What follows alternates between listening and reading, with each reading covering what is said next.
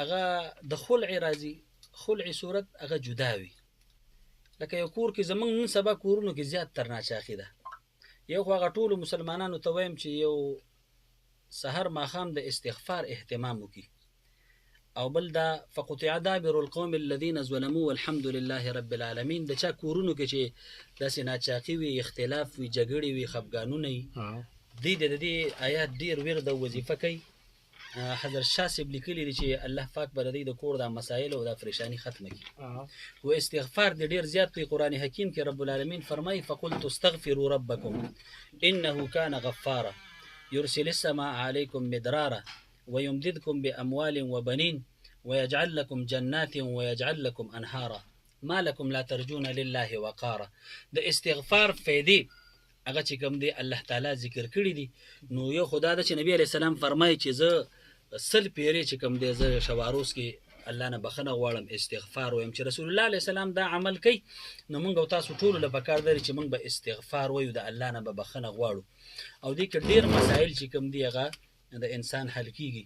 نو زیات تر د طلاق ته دا نوبت ځکه لاړ شي چې ناچاقي راشي، بېدیني راشي، خفګان او پریشانی راشي، نو بیا په دغه صورتونو کې د مهر خپل دغه دی د خلع په صورت کې خو مهر بیا معاف شي او صرف ښځې ته طلاق چې کوم دی هغه میلاو شي.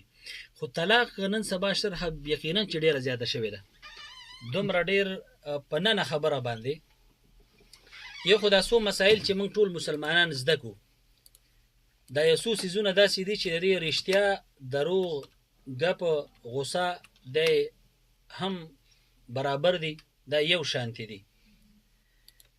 که په دروغ دی یو انسان راپاسېده او په دروغه یا په ټوکو کې یا په غوسه کې ښځې ته د طلاق لفظ استعمال کړو، نو دا ښځه طلاقه ده. ډېر خلک راشي مولیانو ته وایي یاره چې ذهن مې کار نه کوو، ډېر غوسه وم او قارم او ما چې کوم دی ښځې ته د طلاق لفظ ویلی دی. اوس دا طلاق شوی که نه دی شوی؟ نو دا طلاق شوی. ځکه ډېر خلک وایي چې یاره غوسه کې طلاق نه کېږي. نو زه هغوی ته وایم چې یو سړی ښه برابر وي او ښه هوش کي او ښه خوشحاله وي، نو داسې خدای والي چې ښځې له طلاق ورکوي. طلاق به هله ورکوي چې دی غوسه یې قاري ذهن دغه. نو د دې رښتیا دروغ دا د نکاح هم دا صورت دی چې نکاح یو سړي بل ته ووایي چې ما لور درکړه او هغه ووایي چې ما قبوله کړه او ګواهان پکې ناست وي، ایجاب او قبول وشي، مهر متعین شي، بس دا نکاح شوي. که په ټوکه کې وایي، که په غوسه کې وایي، که داسې وایي. او دغه رنګې طلاق. او بل عتاق دی، پخوا به دا غلامان وینځي، هغوی به چې چا به ورته په ګپ کې مو ووایي چې ما آزاد کړې، نو هغه به آزادېدل. نو دې دریو څیزونو کې ډېر احتیاط پکار دی. ډېر خلک راشي طلاق یې ورکړی، بیا خپل بیان بدلوي، یاره جي زما دا مطلب نه و، زه خو ډېر غوسه وم، ډېر قار وم، ذهن مې کار نه کوم، ما داسې ټکی ویلی دی. نو په غوسه کې طلاق کېږي. نو د دې مثال د ټوپک او د تمانچې د ګولۍ دی. چا ته په تندي باندې تمانچه کېده یا ټوپک کېده او ډس دې پورته کړه، هلکه مه مړ کېږه، ما ګپ لګو، هلکه ته به غوسېږې نه، خوږېږه مه، وینه مه کوه، ځکه چې ما هغسې غوسه وم یا قار وم یا مې ګپ لګو، نو هغه خو نه بچ کېږي. ځکه چې د تماچې د ټوپک د خولې نه چې مردکۍ ووته، بس خامخا به زخم جوړوي. دقه رنګې د طلاق مثال دی چې د خولې نه دا لفظ ووته، که دی په غوسه کې دی، که هوش کې دی، او که هر څه صورت کې دی ګپ لګوي، نو دا طلاق شوی دی. تحریریم کېږي او تقریریم کېږي. او په نشه کې دی، خو پارسه کې وي نشه ارامه ده، نو وي دا چې ارامه ده، دغه ځای کې بیا دې کې دوه خبرې دي. یوه داسې نشه ده، یو داسې بېهوشي ده چې د وخت نه انسان مجنون دی، منټل دی، دماغي توازن ټیک نه دی. هغې کې د علماو بیا خپلې خبرې دي، اختلاف. یو زمونږ دا نشې دي لکه آیس، چرس، پوډر، سګرټ، نسوار، دا شیزونه وکړي چې بس دا سړی وي بېهوشه دی، په نشه کې دی. دا نشه خو د ده بالفعل خپل عمل دی. که دې کې دی ښځې له طلاق ورکړي بالکل طلاق کېږي. که د هغې نه وروستو دی دې کور کې د بیبي سره پاتې کېږي، دا زنا ده. که دې نه کوم بچي پیدا کېږي، دا حرامیان دي، ولدالزنا دي. یاره ډېر خلک دا فتوې موږ له ډېرې زیاتې راځي د میراث. دا یو کال پکې اخلو. هلو السلام علیکم. وعلیکم السلام. الف خان صاحب ستړی مه شې، مازلي پېښور بډابېره. هرکلي درته وایي مازلي صاحب څه به وایي؟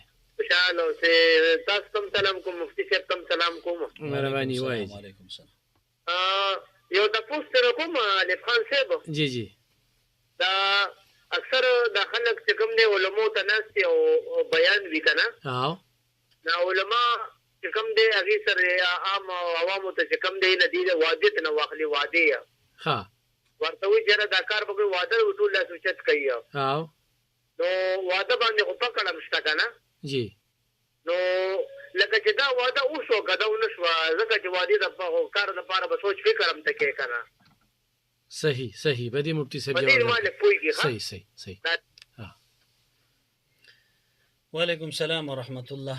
خو ګرور تاسو چې کوم سوال کړی د واده متعلق نبی کریم صلی الله علیه وسلم ډیر صحابه کرام سره باغه بیعت کو، لکه نن سبا نیکان چې کوم دي پیران عالمان د خپل مریدانو سره بیعت کوي. د بیعت او د واده دا مطلب چې دی نه پس په دې ګناه نه کوي، یعنی دغه ته پنیکه ته دغه وکي واده وکي او د ګناه د بچ کېدو د پاره هغه سره هغه بیعت وکي هغه واده وکي.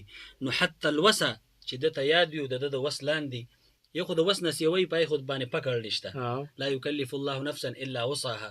او چې کله د وس کې دا او د په استطاعت او طاقت کې دا نو دی به هغه ګناه نه ځان بچ کی که بچ نه کنو دی ګناګار دی بغیر دی دغه نه وادي نم کدا ګناه وکړه سم ګناګار دی خو دې سره ډبل ګناګار شو چې دی خپې پویم شو دغه د پاسه امداسي کول نو بیا خو لوی ګناه ده، بیا به الله ډیره سزا ورکړي. لکه قاری صاحب زکال بکر راضي خو سوالونه ډیر زیات دي. هلو السلام علیکم. هلو السلام علیکم. وعلیکم السلام. خیر دی رسول خان ایسه مومندون مفتی صاحب تم سلام محترم جواب. وعلیکم السلام. وعلیکم السلام. زه دا وایم چې کله یو سړی د چې وایي چې ته کومه طرف یو ځل او دا دې نو درې ځلې نو یا دغه لا طلاق کیږي کنه کیږي کنه یو چې کومه ښځه په دوا وشي او هغه دغه چې دوا وشي مور او پلار او دوا وګوره ماته شي کنه هغه په نکاح کې راغله صحیح قاری صاحب خبره مو ورده. وعلیکم السلام ورحمت الله تعالی وبرکاته. خو ګرور تاسو چې کوم تفوس کړي چې سړی یو ځل ښځې ته طلاق لفظ استعمال کی طلاق کیږي کنه کیږي، جواب دا دی چې دا طلاق کیږي خدا یو طلاق دی ته طلاق رجعي وي. د خپل ښځې ته به رجوع کوي چې رجوع یې وکړه نو نکاح ته هم ضرورت نشته او حلالي ته هم ضرورت نشته. چې کله بیا د یو نه زیات شي دوه شي نو بیا ورته باین وي، او چې کله بیا د هغې نه زیات شي درې شي نو هغې ته مغلظ وي. حتی تنکح زوجا غیره بیا به د بل خاوند سره نکاح کوي هغې نه پس به راځي خدا په دریو کې چې یو طلاق نو دی ته طلاق رجعي وي.